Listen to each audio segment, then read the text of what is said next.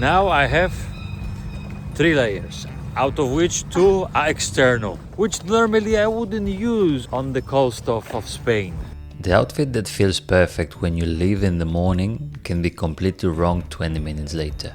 And in Galicia, one walking day can feel like 3 different seasons. So today we're going to show you how we layer for those changes without carrying 3 separate outfits. And yesterday we deliberately stopped early and completed only half of the stage that most guides recommend. Today we will continue around the estuary through Neda and Fene with Pontedeume as our destination. The second Camino morning already felt different from the first. On the first day everything is new. You are watching for the first arrow, checking every turn, adjusting your backpack and trying to understand the rhythm of the route. But the second morning the questions became more ordinary. Did the clothes dry overnight? Where are my socks? What is open for breakfast? How cold is outside? And how much of what we packed do we actually need to wear? We were not in a hurry. That had already become one of the decisions shaping this Camino. We wanted to walk the complete route, but we did not want to treat every recommended stage as an instruction that had to be followed exactly. For us, walking with Blue meant allowing more time for pauses, weather, shade, and checking how he was doing. Typical breakfast here. No, actually you can order whatever you want, right? Yeah, but it's typical, no? Typical, which we have a massive It is massive. toast with ham and tomato And olive oil. and olive oil, and then Churro. which is Fried dough. I don't know if it's dough. Fried thing that you...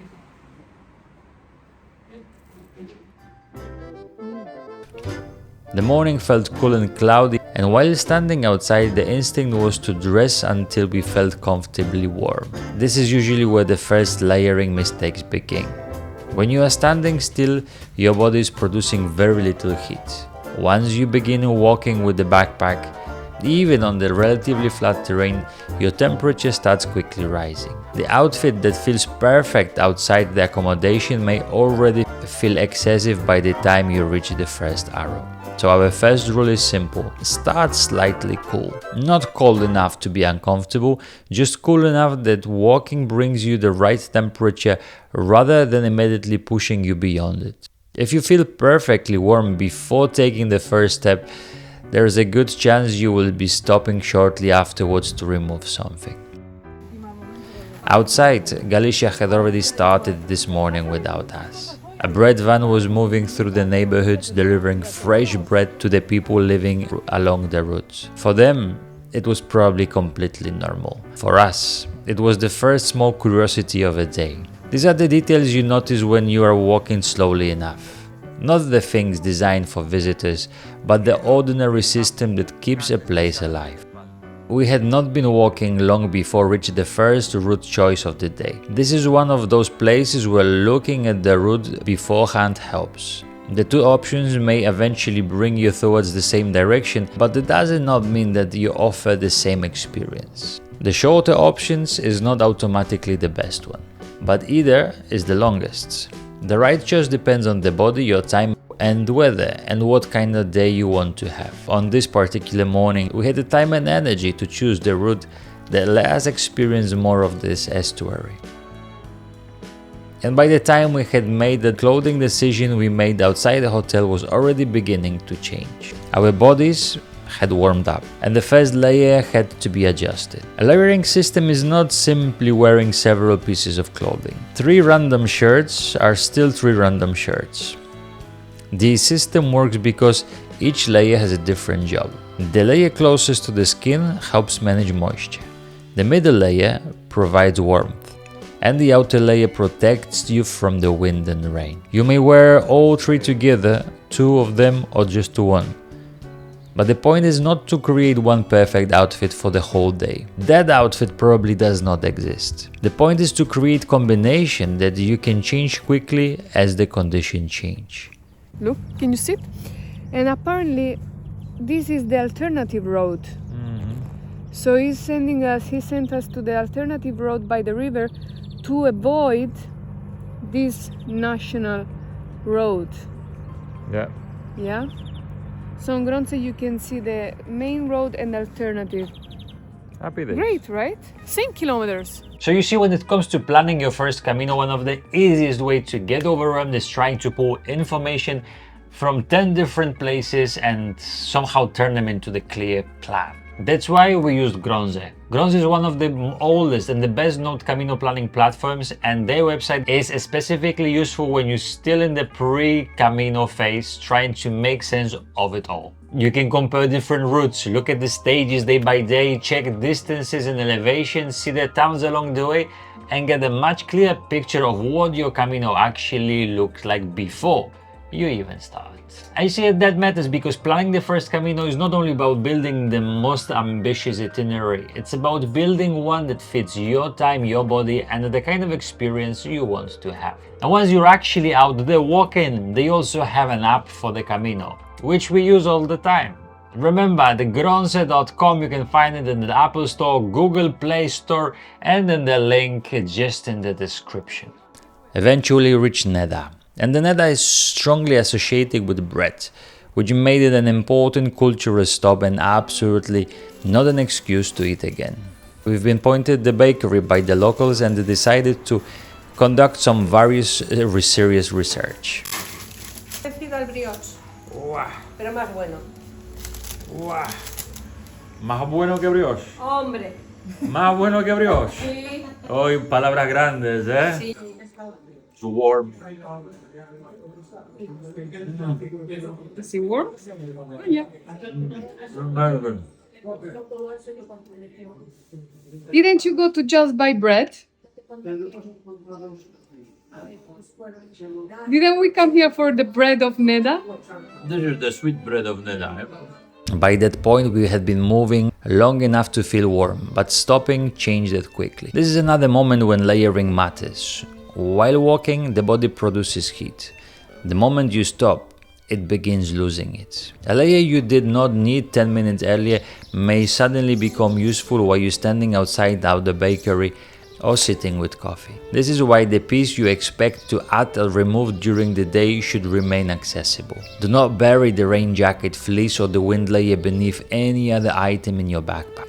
A layer is not practically helpful if reaching it requires unpacking your entire life onto a pavement. After eating, we continue through Neda and towards the greener parts of the route. The character of the stage started changing after the more urban sections. The road became quieter, the route passed smaller landmarks, chapels, cruceros. The houses became less continuous and trees began closing around the path. Further along the route, we found one of those small places that say a lot about the Camino without needing many words. This is so Camino because you will find in so many places some donation stations with food, with some snacks, biscuit, croissant. Open it! You have some dried fruits, yeah, biscuits, and some drinks. Here they are finished, but you can see that someone had them a short while ago, so they finished. But here you put some donation, and You see these little hooks over there? Sometimes they leave like shells also. shells or maybe like a bracelets and everything. Yeah, so they just have to come and replenish it. This is really important place, and actually always it has a little bench just on the side To rest, it gives yeah. you an idea of in the middle of nowhere. And it's really nice because this is what makes Camino, these small donation things, whether it's an albergue, whether it's a station with food and drinks. Drinks had been left for passing pilgrims with the donation box. Nobody was standing here checking who took what. Nobody was scoring whatever people paid. The whole agreement depends on one person leaving something useful and another person behaving honestly. We stopped, gave Blue some time, adjusted our clothing, and again we continued. By now, the morning had already justified the title of this episode. We had started cool, we had warmed up, we had stopped and cooled down again. We had moved through exposed areas, sheltered streets, and greener paths. And it was all not even lunch. Later in the stage we reach the second route choice. Again, the alternatives could lead to a very different experience.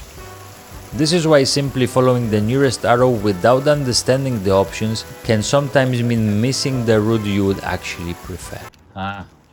So another beautiful moment of decisions, as always, the alternative and the normal, original, called official path. And what's the story? Because apparently in a few meters there's going to be a dangerous crossing of the roads. The N651. So the advisable is the alternative. Longer, probably hillier, but yeah, that's what it is. So those little places, those mojones, those signs are always in the places of decisions. Normally alternatives are always much better because they go through much more rural places, maybe a forest of everything. So if you have this decision, look at the map, see if it fits you. 100 is actually 1 kilometer and 500 meters longer than this one. For us, this section decision reinforced something that Camino keeps teaching in every practical way. The official stage is a suggestion. The route is real, but the way you organize your day belongs to you. Eventually, Pontedeume appeared ahead of us. And after the long curve around the estuary, reaching it felt more satisfying than it would have if we had simply followed the shortest possible line. We had not walked this stage exactly as most guides divide it, but we have walked every part we intended to walk, and we had done it in the rhythm that worked for us. Once inside the room, our attention moved to Blue, because walking the Camino with the dog means that the day does not finish when you remove your backpack. His paws needed to be cleaned and checked carefully. We looked for irritation, small cuts or anything caught between the pads, and made sure that they were dry before they settled down. He had managed this stage very well. He had also fully understood that the accommodation had been selected for his private recovery. We were simply sharing it with him. And if you like what we do, remember to subscribe. This is absolutely for free and helps us to provide this free information to everybody. Buen camino!